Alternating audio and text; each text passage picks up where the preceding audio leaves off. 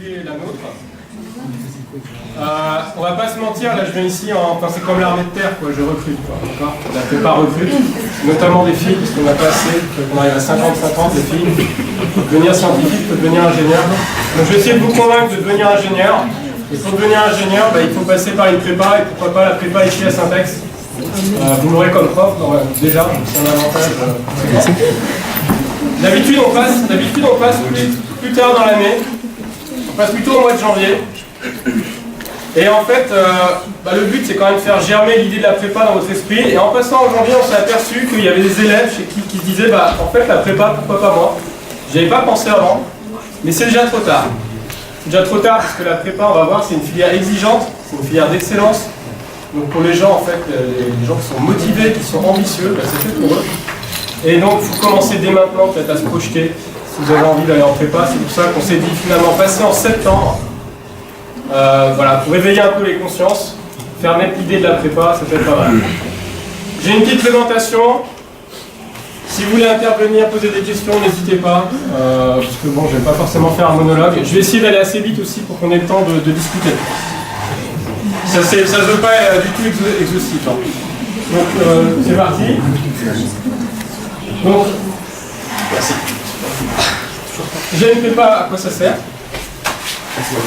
Ça sert à devenir ingénieur. Je vais essayer de présenter rapidement ce que c'est qu'ingénieur. Pour moi, c'est un métier très motivant, en fait de plus en plus intéressant avec le monde, dans lequel on vit maintenant, et les mutations qui prennent naissance. Ensuite, on va voir plus précisément ce qu'on fait en classe prépa, en plus d'aller ensuite en école d'ingénieur. Donc, peut-être essayer de discuter avec vous de quelques mythes qui sont encore éventuellement tenaces. Et à la fin, on verra rapidement comment on fait pour demander une prépa et j'espère qu'on aura le temps de discuter. Donc, je vais essayer vraiment d'aller vite. Donc, classe prépa sert à quoi? Ça sert à intégrer l'école d'ingénieur. Donc, le but en fait, classe préparatoire, le nom complet, c'est classe préparatoire aux grandes écoles d'ingénieurs. Nous, c'est classe préparatoire scientifique. Et alors, pourquoi on fait une école d'ingénieur? Le truc est très bête, pour devenir ingénieur. Voilà. Donc ça, alors, comment on fait pour devenir ingénieur? Donc là, il y a un petit diagramme, on va pas trop détailler. C'est en fait, c'est le recrutement des écoles d'ingénieurs. Comment elles recrutent? En fait, vous voyez en vert, là, c'est essentiellement les prépas. Ça, c'est les prépas externes. Donc, par exemple, c'est nous. Et, en bleu, là, ils disent, on recrute depuis le lycée. Alors, c'est quoi, en fait? C'est pas... Oula, on va le faire sans, je crois. Ouais. Je vais le faire en parlant fort, j'ai l'habitude de parler fort. Donc, le lycée c'est quoi? C'est les fameuses prépas intégrées. Il y a des prépas en fait, vous rentrez directement en prépa mais intégré dans une école d'ingénieur. Donc en fait c'est quand même de la prépa. Hein. Donc vous voyez, ça reste encore 60% du recrutement. Après, si vous êtes brillant en DUT, vous brillant à la fac, vous pouvez aussi intégrer une école d'ingénieur, mais disons que c'est pas l'autoroute, c'est pas la voie royale qui vous destine initialement à être ingénieur. Alors à quoi on sert là-dedans? Les écoles d'ingénieurs, c'est une filière sélective. Hein. Donc ils recrutent et ils vous font passer un concours. Et nous, on s'appelle prépa parce qu'on vous prépare au concours. Voilà. 2 années d'études pour ça. La SUP, la première année, je suis prof en SUP, moi, directement en lien avec vous. Donc là, j'ai eu vos prédécesseurs. Je les ai entre les mains, j'essaie d'en faire quelque chose. Voilà. Alors, ingénieur. J'essaie de vous motiver à être ingénieur. C'est pas facile.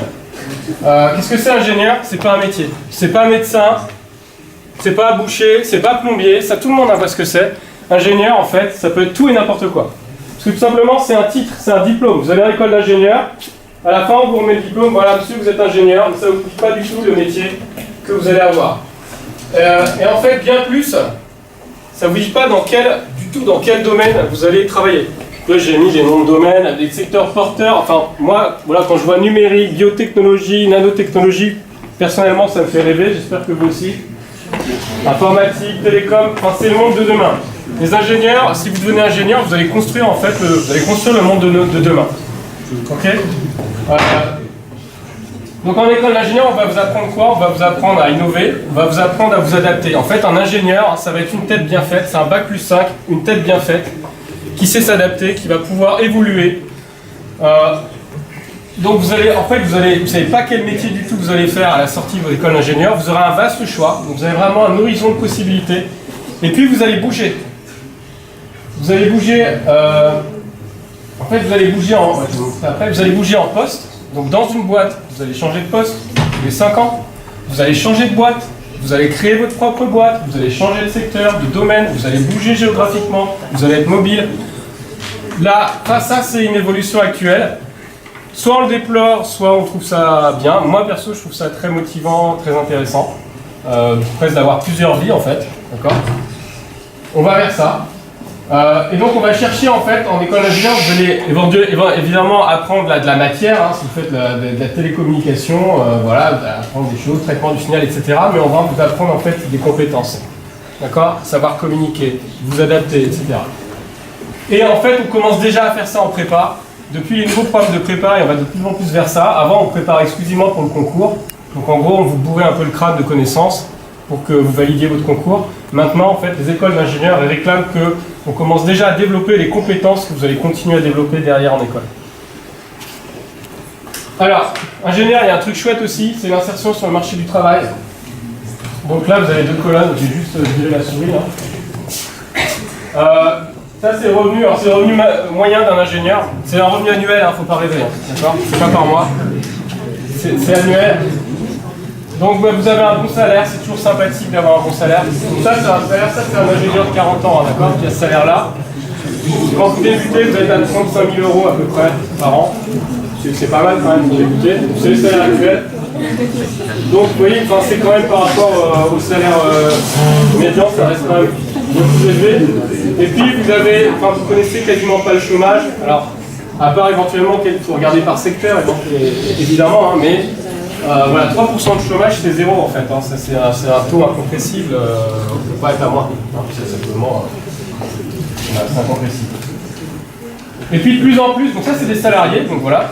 Donc insertion très, très fluide sur le marché de l'emploi, bon salaire, responsabilité, métier intéressant. Et puis de plus en plus, on a des gens qui montent leur boîte, qui deviennent entrepreneurs, ou qui travaillent comme indépendants, donc ils font ce qu'on appelle du conseil. Donc faire du conseil, vous êtes employé à titre d'indépendant par telle ou telle entreprise. Ça peut se faire au sein de sociétés de conseil, ou vous pouvez faire ça en indépendant. C'est un truc, on va vers ça. Hein. Alors c'est pareil, on peut se réjouir ou alors déplorer ça. Enfin, c'est des opinions politiques, je ne vais pas m'étendre là-dessus. Vous avez dû entendre parler d'ubérisation de la société. L'idée c'est que, est-ce que ça va être ça ? On a l'impression qu'il y a une tendance où tout le monde en fait va être travailleur indépendant. Donc, on va vers ça. Ok. Alors maintenant, qu'est-ce qu'on fait en classe prépa là-dessus ? Alors on va un petit peu atterrir sur Terre là. Les classes prépa. Alors voilà comment va se présenter votre cursus. Donc vous êtes Bac plus 5, hein, si vous voulez faire ingénieur, c'est Bac plus 5.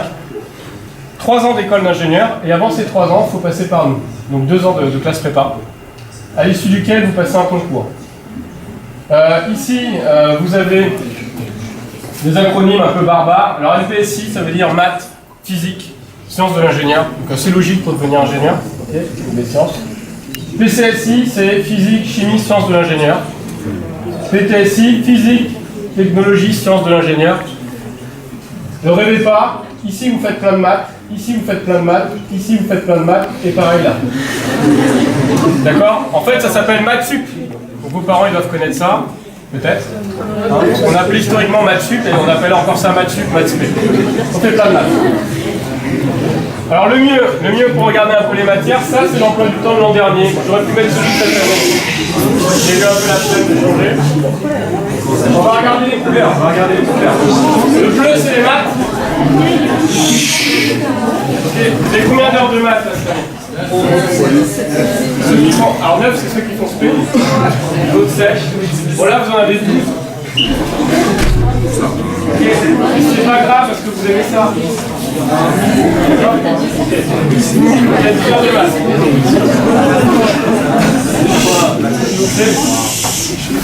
J'ai 12 heures de maths. Après en rouge c'est moi. Ça c'est de la physique. Vous avez combien d'heures de physique ? Il y a des niveaux ou pas ? Alors ici vous avez 8. Ouais. 8. Quelqu'un de physique ? En gros, c'est informatique, c'est aussi moi d'ailleurs.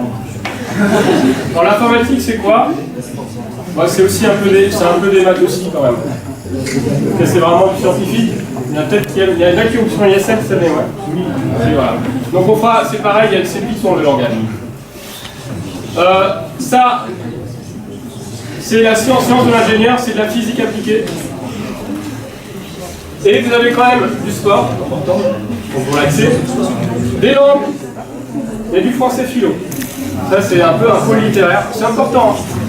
On reparlera, je vais reparler de comment on recrute, on regarde votre niveau d'anglais, on regarde votre niveau de français, de philo, on regarde le bac français, même pour une prépa scientifique.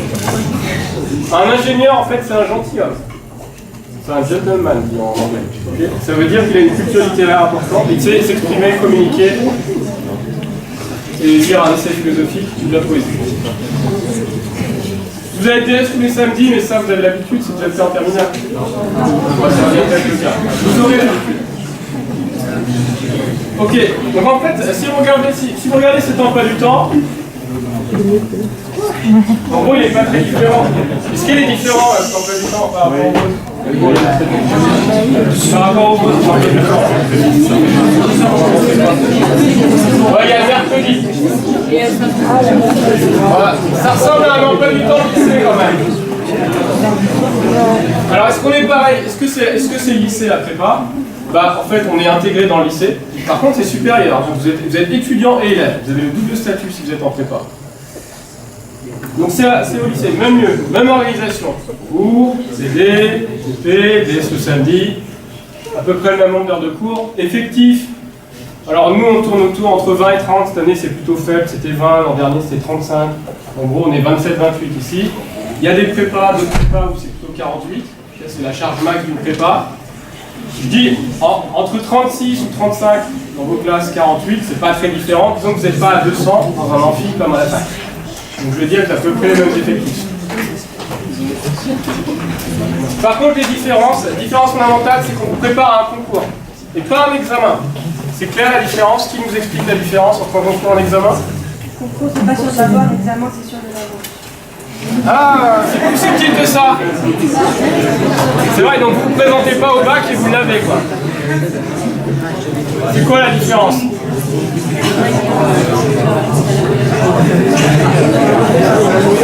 Comment vous faites pour avoir votre bac? On va avoir 10 au moins, ok? Un concours, c'est un classement.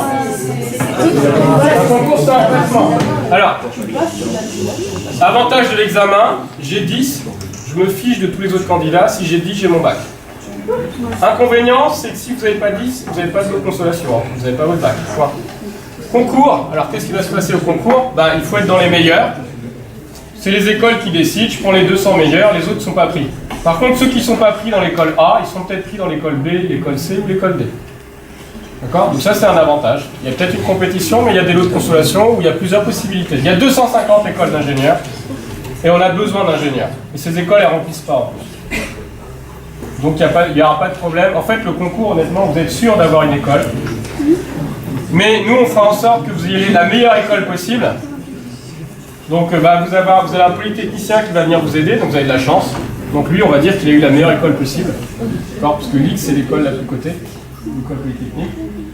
On n'est pas obligé de faire polytechnique pour être ingénieur et avoir un boulot sympa.